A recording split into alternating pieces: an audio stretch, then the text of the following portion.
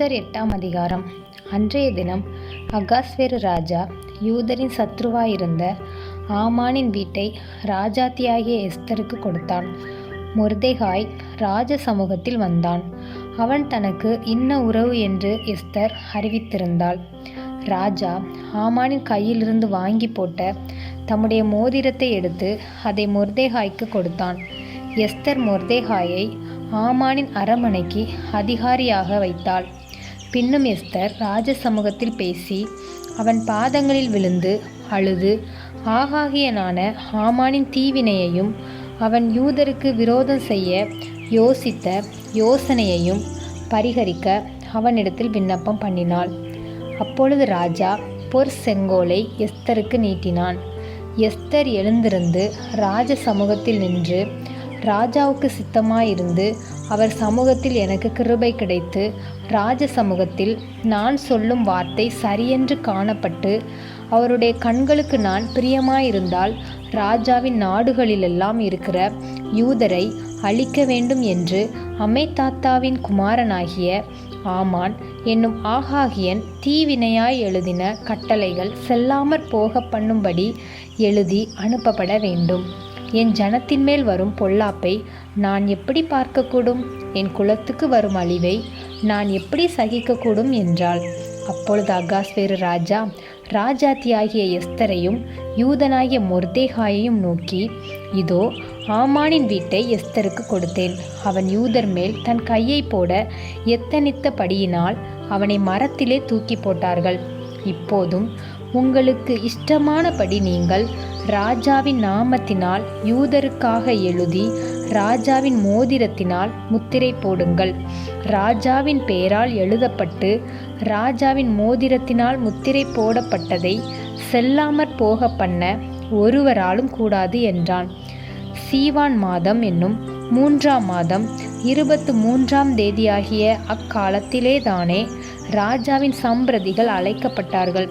மொர்தெகாய் கற்பித்தபடியெல்லாம் யூதருக்கும் இந்த தேசம் முதல் எத்தியோப்பியா தேசம் மட்டுமுள்ள 127 நாடுகளின் தேசாதிபதிகளுக்கும் அதிபதிகளுக்கும் அதிகாரிகளுக்கும் அந்தந்த நாட்டில் வழங்கும் அச்சரத்திலும் அந்தந்த ஜாதியார் பேசும் பாஷையிலும் யூதருக்கும் அவர்கள் அச்சரத்திலும் அவர்கள் பாஷையிலும் எழுதப்பட்டது.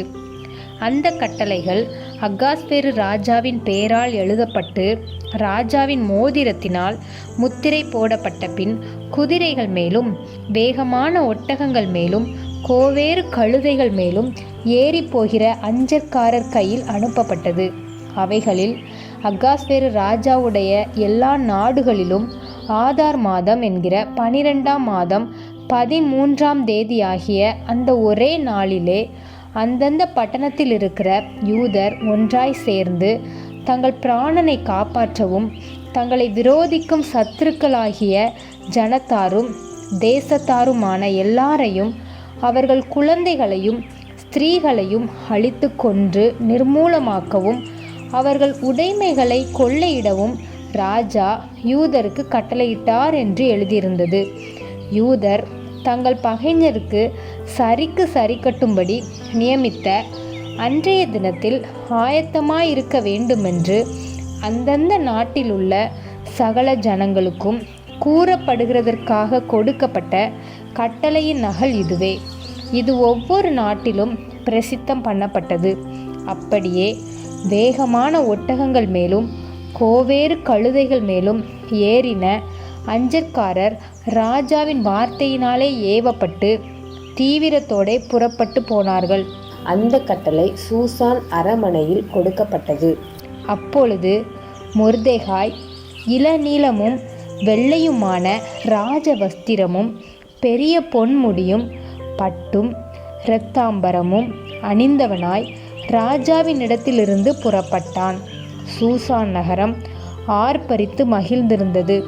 இவ்விதமாய் யூதருக்கு வெளிச்சமும் மகிழ்ச்சியும் களிப்பும் கனமும் உண்டாயிற்று.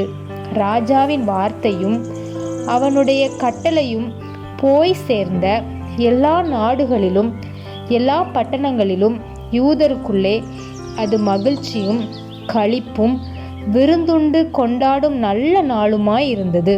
யூதருக்கு பயப்படுகிற பயம் தேசத்து ஜனங்களை பிடித்ததினால் அவர்களில் அநேகர் யூத மார்க்கத்தில் அமைந்தார்கள்.